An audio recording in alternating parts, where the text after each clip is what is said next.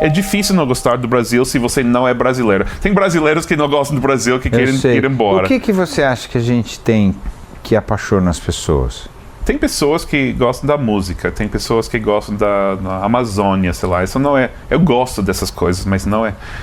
Eu gosto de pessoas e eu acho que no brasileiro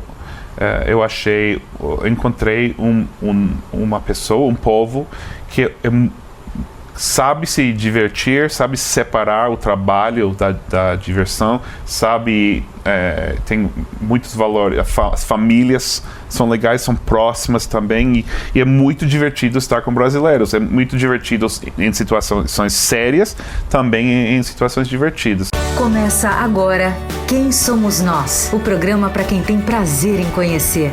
Uma parceria Eldorado FM e Casa do Saber. Apresentação Celso Loduca.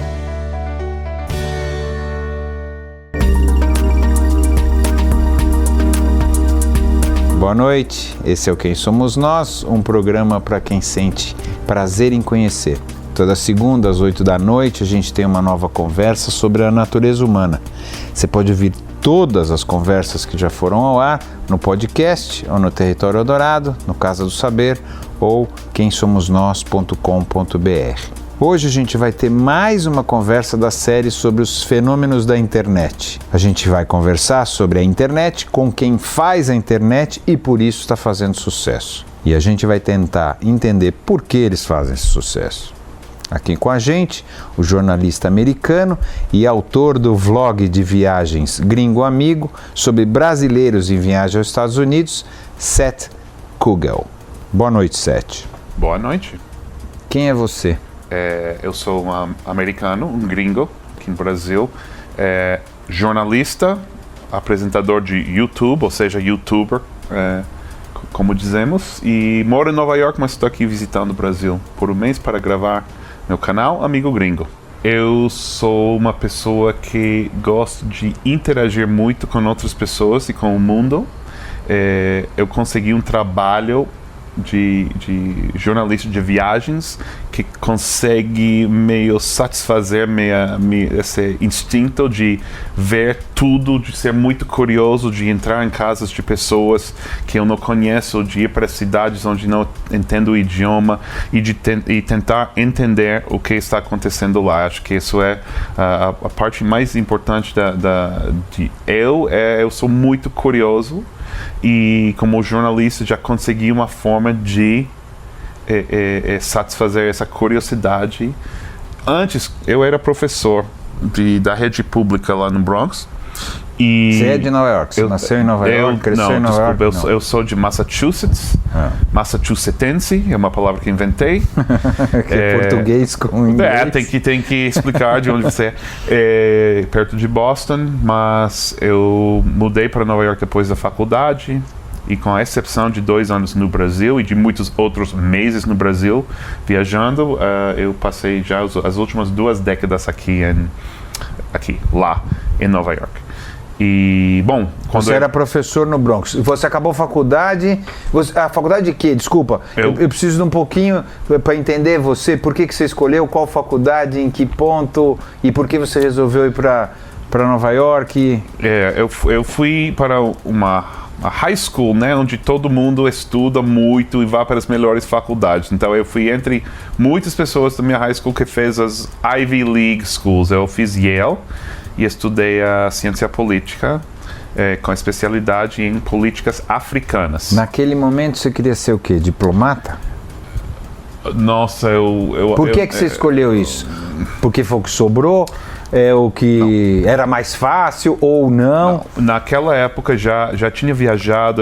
Quando eu tinha 14 anos, fiz uma viagem com um grupo do YMCA, que tem outro nome aqui que eu não lembro o que é. É a Associação Cristã de Moços. Isso. Sou judeu, mas fui de todo jeito. Tudo, a viagem vale. E passamos com um grupo de amigos depois, antes a gente não se conhecia, mas 6 semanas em pequenas cidades do interior, realmente povoadas africanas, no meio do nada, vivendo com os africanos, vivendo sem luz, sem água, tudo isso, e fez um impacto muito grande na minha vida, e comecei a ler o jornal. Antes disso, só tinha lido o jornal, o caderno de esportes, né? Você só lia esportes? Meu pai ficou lá... Beisebol, futebol americano... Basquete e hockey. E futebol também, futebol normal, futebol de você. Soccer. Isso. E meu pai era quem lia o resto. Mas depois disso, todos os dias comecei a procurar as matérias sobre África. O que te tocou na África? Eu acho que foi o primeiro lugar que visitei que realmente foi um lugar diferente, que me disse... Foi a pobreza? Não, não, acho que não foi a pobreza. Foi a ideia de que o mundo não é só o lugar onde você foi criado. Em função da tua viagem de 14 anos, você escolheu a tua faculdade ali. Exatamente. E eu achei... E você achou que você ia ser o quê? Nossa, naquela época eu realmente... YouTuber não era, tá certo? Porque nem existia. Então assim, qual que era o teu plano? A gente nem tinha e-mail na faculdade. Então. E naquela época algumas faculdades tinham e-mail e outras não. E a gente não tinha. Sabe que meu irmão, no ano que recebeu o e-mail por primeira vez na Universidade dele, recebeu uma mensagem de um amigo em outra faculdade, e ele pensou que o amigo estava visitando ele sem falar nada, tinha entrado no quarto dele e botado uma mensagem lá, quando em realidade era o primeiro e-mail que ele tinha recebido na vida. Essa é a minha geração, né?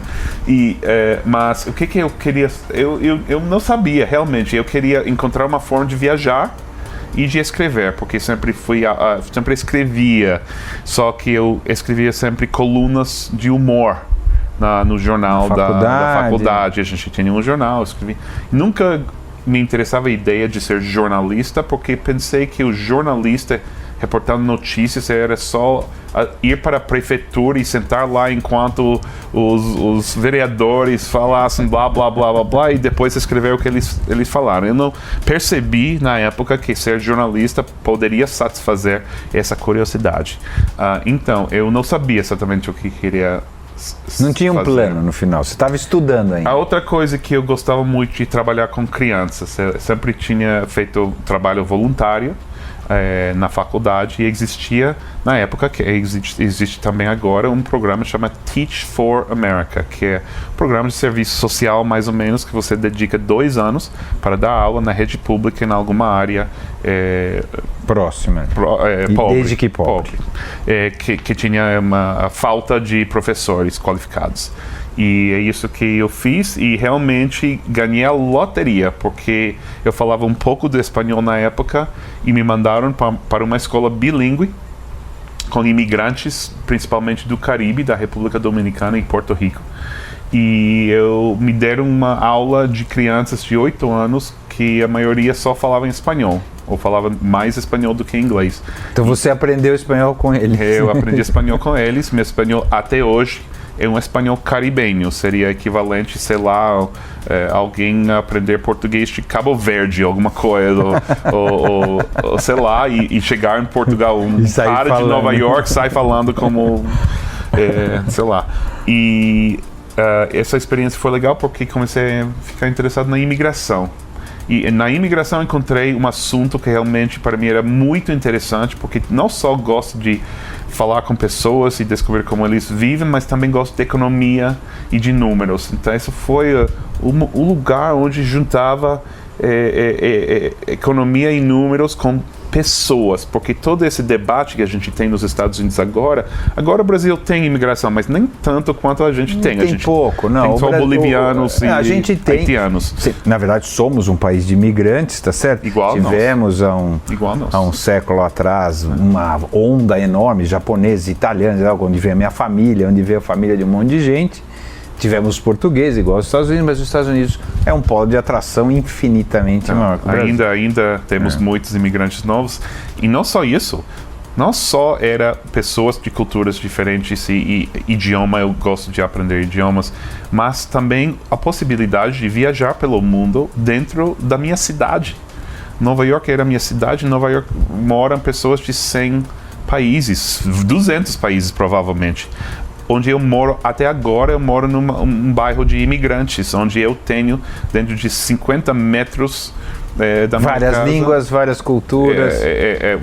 tem uma escola pública lá na esquina, e quando as crianças saem cada dia às 3 da tarde, os pais chegam em tudo, desde burca até a mulher colombiana que está quase parecendo que uma praia brasileira. Está usando... Com a calça apertada. Muito, mostrando muita pele ao lado da mulher de burca. E esses filhos estão estudando juntos na mesma aula interessante em inglês. E esse qual é o bairro? Desculpa. Chama Jackson Heights.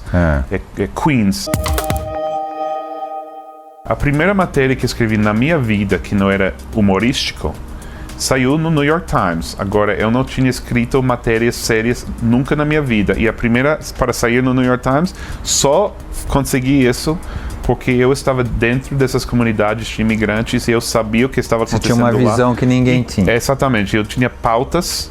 Aí encontrei pautas que o jornal queria, apesar de saber que eu não tinha muita experiência. E daí aí foi. Posso fazer um parênteses? Qual que é a sua visão sobre a imigração? Você que estudou tanto isso e hoje, lá na Europa é um assunto fortíssimo, tá certo? Nos Estados Unidos menos, né? Mas sempre foi importante. É diferente. Qual que é o teu olhar? Olha, eu acho que o problema com a imigração é que todo mundo diz que é pró-imigração ou contra. A verdade é que ninguém realmente está totalmente contra ou totalmente pró. O imigrante traz coisas diferentes, algumas coisas positivas, outras negativas. Para algumas pessoas no país, os imigrantes são bons, para outros são ruins. Para mim são bons porque eu abro restaurantes perto da minha casa e também não chegam para ser jornalista. Né? Não chegam para ser youtuber, não tem essa concorrência. Quem trabalha na mesma coisa que o imigrante que chega, obviamente tem medo, e esse medo é correto, porque como os economistas diriam, tem mais concorrência, mais oferta de trabalho, de mão de obra, cai o valor. Então, eu acho que imigração é muito mais complicado do que as pessoas acham, e acho que eu gosto dos imigrantes, eu gosto da diversidade, então eu penso que eu sou meio pró-imigrante, pode dizer, mas eu reconheço que o imigrante também pode ter um impacto negativo. Lá na Europa estão pensando, eles têm medo de um impacto de segurança. De segurança cultural estão também. Chegando terroristas. Lá também existe medo do impacto cultural, que é estranho. Os europeus são chatos com isso, porque os europeus têm uma cultura bem velha e têm mais medo de mudar do que os americanos ou os brasileiros. A gente aqui é feito disso, né? Os Estados Unidos também é feito disso, de uma mistura de coisas e tal. Eu entendo a questão da segurança, obviamente, mas a questão cultural vem se sobrepondo lá no caso da Europa, né? Mas a gente também tem pessoas chatas que não gostam que as pessoas falem espanhol nas ruas, né? Acham que o espanhol deve ser proibido nos Estados Unidos. Essas pessoas não estão pensando, porque na história toda dos Estados Unidos, imigrantes chegam e falam foi assim. Depois os filhos falam inglês. Sempre foi assim. É isso que acontece. Os filhos falam as duas coisas e os netos só falam inglês. Na verdade é isso. Tem um museu em Nova York, que está lá no Ellis Island, que é museu de imigração, e você vê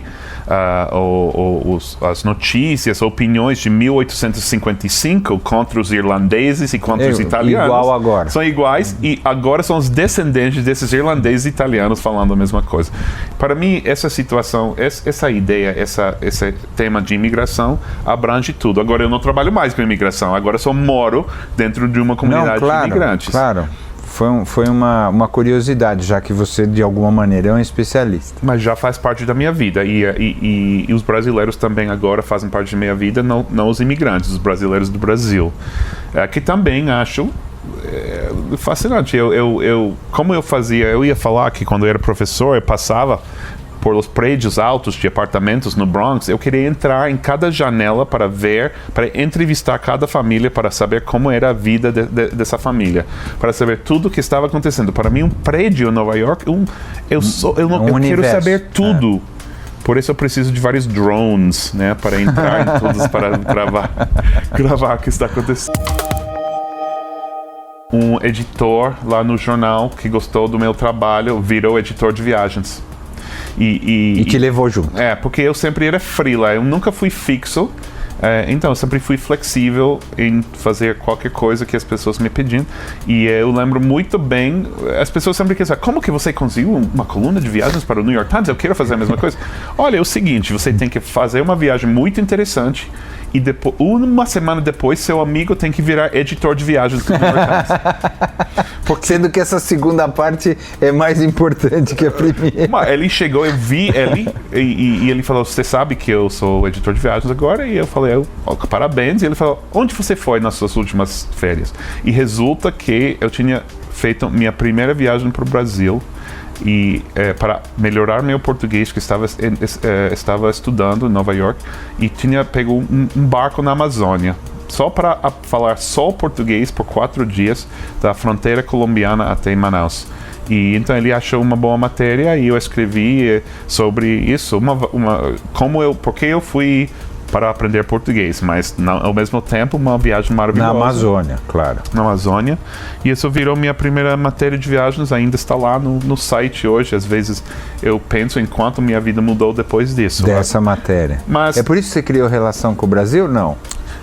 Pela importância que teve na tua vida ou onde que foi? Olha, eu não estudo idiomas se eu não vou aprender o idioma. Então eu estudei espanhol para aprender espanhol. Agora falo espanhol.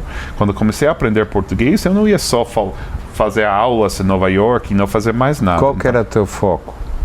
O meu foco? Era vir ao Brasil e compreender o Brasil. Eu acho que a ideia era que eu tinha virado meio uma especialista na América Latina, só que faltava uma coisa. Um país de 200 milhões de pessoas, que também naquela época era um país que ia bombar nos próximos anos. Que época era essa? 2004. Tá, então, 12 anos atrás. Os melhores anos estavam chegando no Brasil, né? Então, achei importante, mas também achei interessante. Vou aprender português, tá ótimo. Por que não? Próximo de espanhol, língua latina. Quer saber algo muito interessante que acontece sempre aqui no Brasil? Eu entro em qualquer táxi, eu vou para qualquer festa, ou sei lá, e eu abro minha boca e começo a falar português, não sem erros, mas mais ou menos bem. E as pessoas sempre falam exatamente a mesma coisa. Como que você aprendeu português? É o idioma mais difícil do mundo. Existe essa mística mesmo, assim, que o português é muito difícil, que o ão é difícil, que não sei o quê. Existe uma mística mesmo. Não, mas é muito impressionante. É como se cada brasileiro, quando nasce, recebe a mensagem. Não? Quando você conhece um gringo que fala espanhol, que fala português, fala para ele que é muito difícil.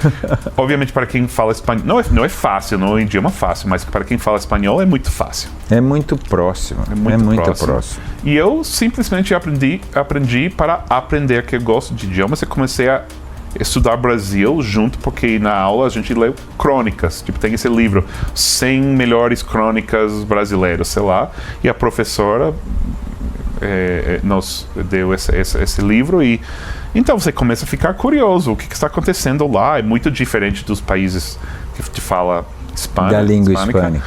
E para melhorar meu português, eu comecei a viajar para o Brasil. É isso, cada viagem que eu fiz. Na época eu não estava namorando, eu era casado, nada disso. Estava totalmente livre para escolher minhas viagens, e minhas viagens eram Brasil. E quando você vai para aperfeiçoar o português e para escrever matérias, você vivia de escrever matéria de viagem, é isso? Era o que pagava tuas contas? Nos primeiros anos, não. Nos primeiros anos eu estava escrevendo ainda de viagens, mas também sobre Nova York, sobre os imigrantes. Até 2007 que comecei realmente a escrever de viagens. Então eu chegava, escrevia alguma coisa, ganhava uma graninha, fiz amigos aqui, etc. Ganhei alguma coisa e É difícil não gostar do Brasil se você não é brasileiro. Tem brasileiros que não gostam do Brasil, que querem ir embora. O que você acha que a gente tem que apaixona as pessoas? Porque acontece muita gente que tem um contato um pouquinho mais profundo com o país de se apaixonar pelo Brasil. Acontece bastante isso. Eu acho que tem, para mim, tem pessoas que gostam da música, tem pessoas que gostam da Amazônia, sei lá. Isso não é. Eu gosto dessas coisas, mas não é.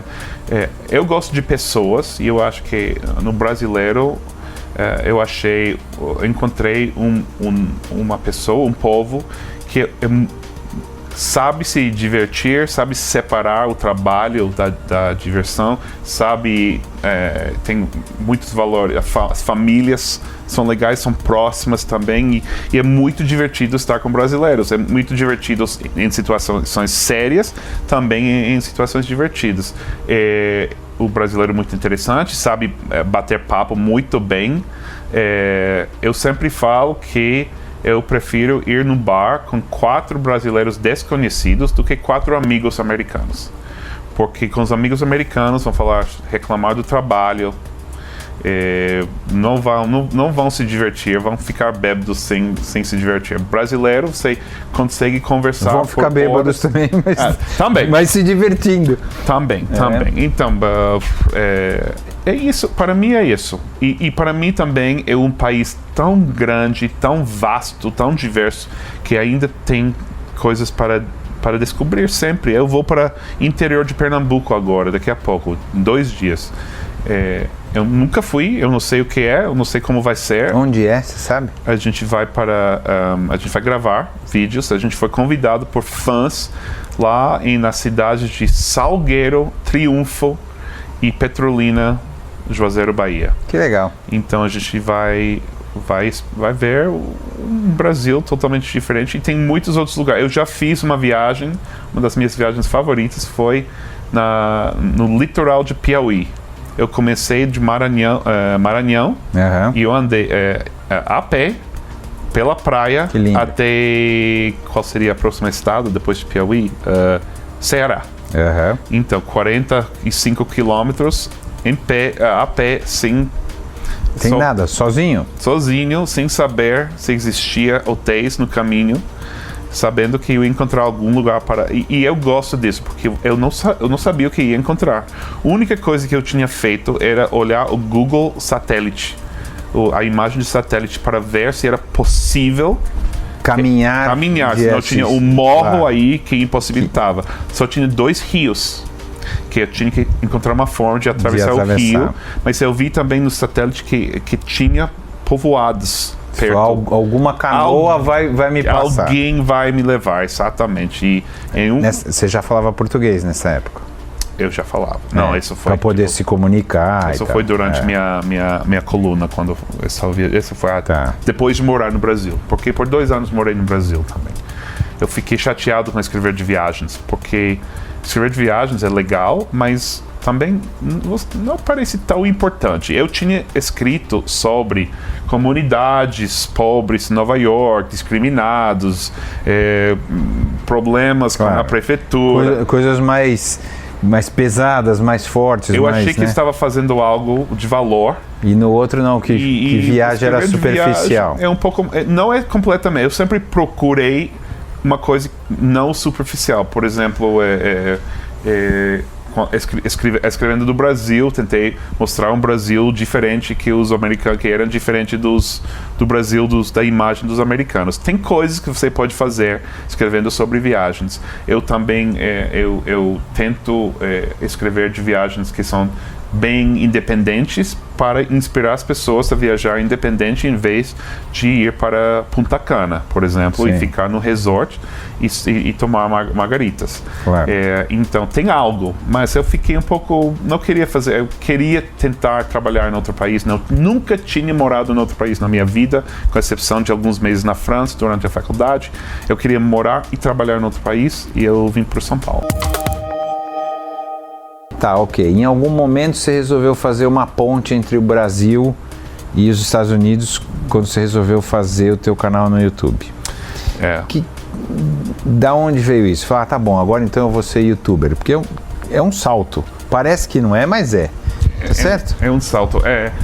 Estava fazendo minha coluna para o New York Times e realmente a ideia para o canal de YouTube, que era basicamente de eu explicar a cultura americana para os brasileiros dentro de um programa de viagens. Essa ideia eu tinha há 10 anos atrás, mas queria fazer em espanhol para a TV hispânica dos Estados Unidos. Eu queria fazer um programa, tipo, entrevistando, entrando na cultura americana dos brancos ricos, sei lá, como se fosse uma antropóloga na África. Né? Tipo, nossa, olha essas Quem pessoas. Quem são esses caras? Por que não sabe dançar? Por que não come arroz e feijão todos os dias? Vamos explicar essa tribo esquisita do americano. Wasp, exatamente. Mas naquela época era só TV. Você não conseguia. Eu não tinha talento para TV, não tinha os contatos. Também. Então essa ideia ficou lá. E depois eu tinha um amigo que abriu uma rede de canais, rede Snack, canais de YouTube, que Detalhe Casa do Saber também faz parte dessa rede. E ele ofereceu, falou, ele sabia dessa ideia, a gente já tinha trabalhado um pouco com essa ideia de eu sendo o gringo, explicando, ou comentando sobre o Brasil e explicando a diferença com os Estados Unidos e a gente... Mas é boa também a outra. Também. É muito boa. Você devia fazer, de certa forma alguma coisa, mas é diferente. Eu ainda estou, se alguém aqui, executivo da Univision nos Estados Unidos está escutando, eu ainda quero fazer esse programa. A chance é muito baixa. Mas, não, então, eu queria fazer...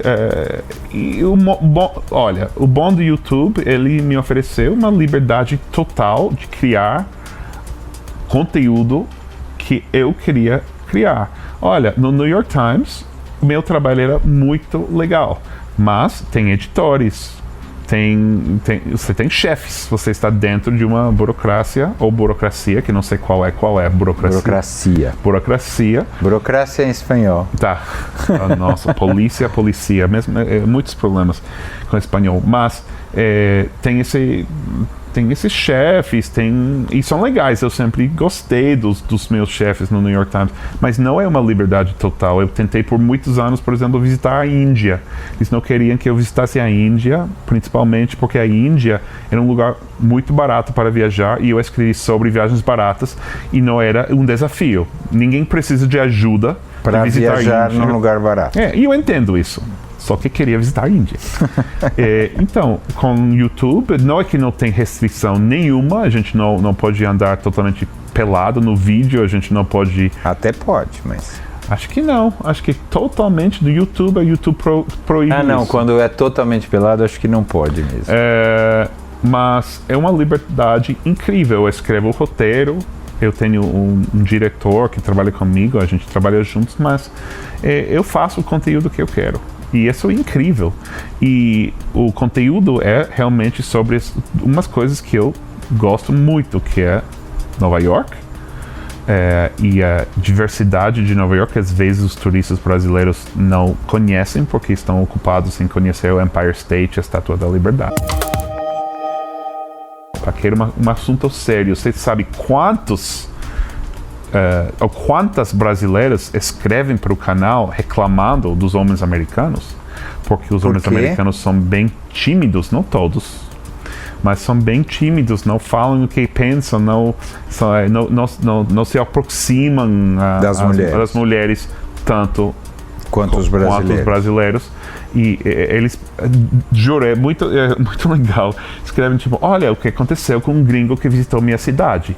Ele fez isso, mas não beijou. Eu não entendi. O que eu vou fazer? Ele gosta de mim? Ele não gosta de mim? O que significa? E eu tento explicar. E isso é muito legal. E é uma coisa séria que afeta as vidas das pessoas. Mas não só isso, a gente também... Eleições, cultura política de Nova York, a gente fala um pouco de tudo, apesar de ser um programa de viagem, e todas são as coisas que me interessam e aparentemente também interessam os nossos fãs.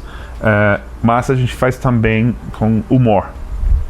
E isso também é muito importante para mim. Para o Brasil também. Né? Eu acho que sim.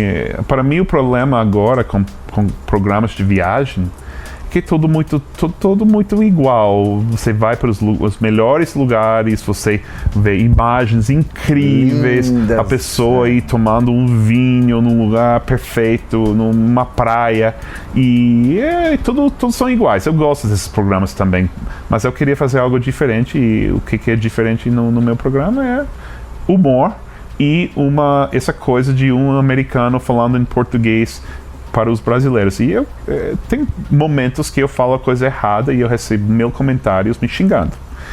Isso acontece. mas normalmente eu tento explicar o que está acontecendo em Nova York, o que está acontecendo no Brasil, de uma forma bem assim equilibrado. Eu estava falando com o PC Siqueira, a gente fez um programa com ele, e ele falou que assim, o número de haters dele aumentou profundamente. Acontece isso com você também? Como você vê, né? A gente falou um pouquinho sobre isso, sobre esse, parece que ódio que surgiu do nada, não é do nada, obviamente, mas existe um ódio que resolveu se manifestar. Como que você entende isso? Olha, na internet, no seu canal, com você, ou no geral? Eu acho que eu trabalhei muito para tentar evitar. A gente tem alguns haters, né? Mas são muito poucos.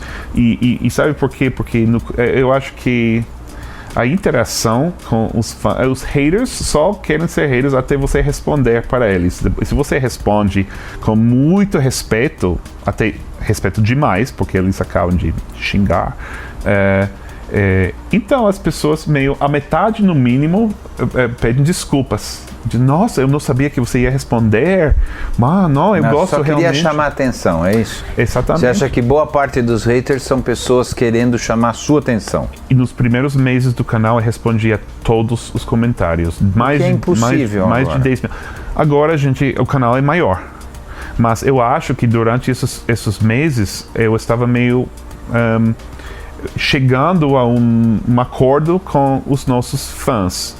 E eles conseguiram ver aí que eu estava tentando, e a gente mudou também. Eu ouvi o que eles estavam falando e eu mudei também um pouco o canal. Agora a gente tem muito cuidado em não falar que o americano que o brasileiro é errado e o americano tá certo. Nunca falamos mas agora a gente tem ainda mais cuidado, e normalmente a gente insulta os americanos 10 vezes mais do que os brasileiros.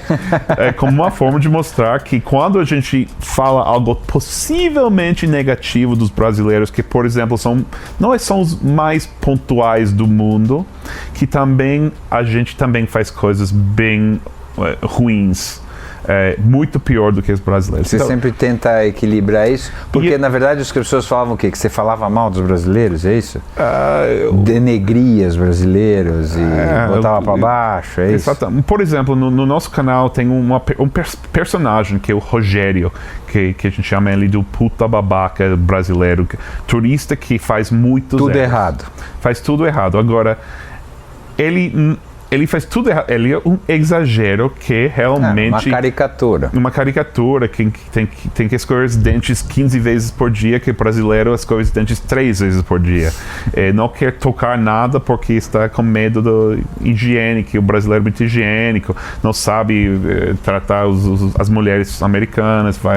É muito absurdo. Mas as pessoas não gostavam dele. Levam a sério.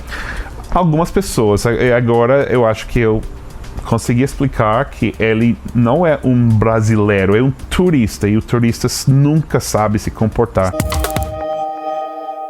A gente trabalha com roteiros. Quase tudo que vai acontecer no vídeo a gente já pensou antes. Não é que não tem nada de ad-lib, como nada de... espontâneo. Tem coisas espontâneas que acontecem, mas a gente pensa bem, a gente lê o roteiro, a gente passa por sempre um brasileiro também, lê o roteiro para ver se tem algo aí que pode ser entendido errado. E depois eu vou sempre no primeiro dia dos vídeos e tento responder aos comentários. E sempre, não é que não tem ninguém reclamando, tem pessoas que reclamam. Claro. Mas eu tento responder. E aí, quem vai depois, no próximo dia, já vê as minhas respostas, que as pessoas leem os comentários no YouTube. Isso é muito legal. Em outras coisas, ninguém lê os comentários, só escreve comentários. Mas no YouTube as pessoas interagem nos comentários, uma das melhores partes do YouTube.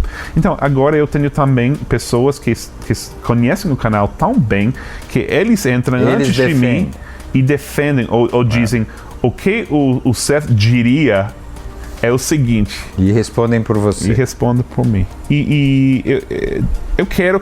Nunca quero que ninguém reclame. Eu quero que as pessoas reclamem. Se as pessoas não reclamam, eu estou fazendo algo errado. Eu quero ser um pouco controverso. Claro. Eu quero provocar, mas sem esse ódio.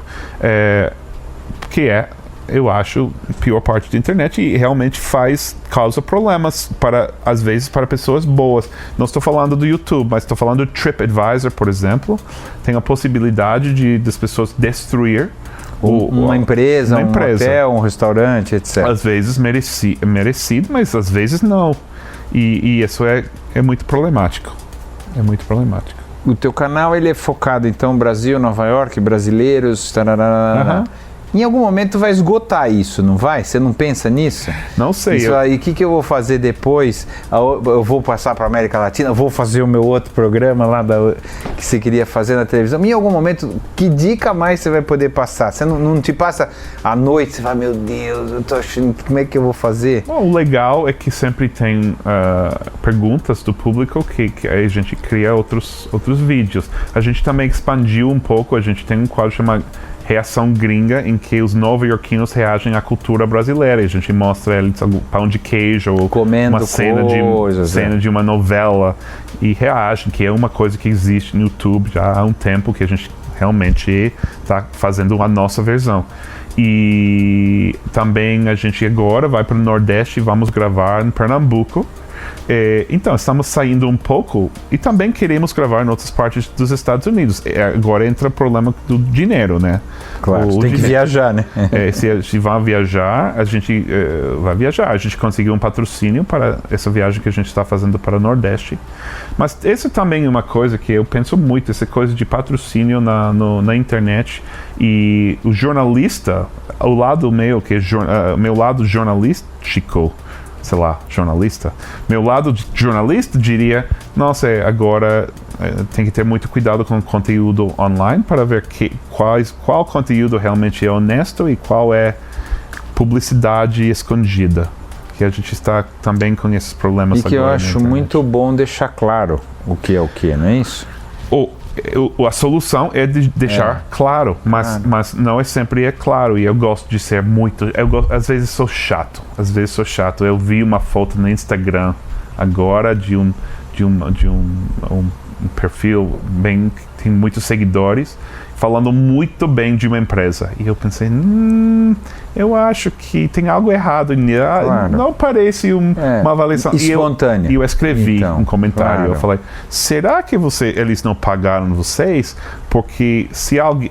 Tem que ter dinheiro. Sempre tem que ter dinheiro, mas é só... Nada contra o dinheiro, tá certo? Nada é só deixar claro qual é a relação que você tem. Que eu acho que é uma coisa que vem acontecendo na internet, especificamente, também não, jornalismo offline, também vem acontecendo isso, essa mistura entre o que é editorial, o que é opinião e o que é advertising, o que é propaganda. Eu sou publicitário, né? E uma coisa que eu acho bacana é que a publicidade se identifique. Para todo mundo eu pergunto quem somos nós humanos no final. Mas eu gostaria de fazer uma coisa, porque a gente está com tanta baixa estima no Brasil, eu gostaria que você pudesse fazer uma coisa mais restrita, se você me permite. Tá. Quem você acha que somos nós, brasileiros? Nossa, agora ok. Vamos ver se saem alguns haters depois do... Ótimo.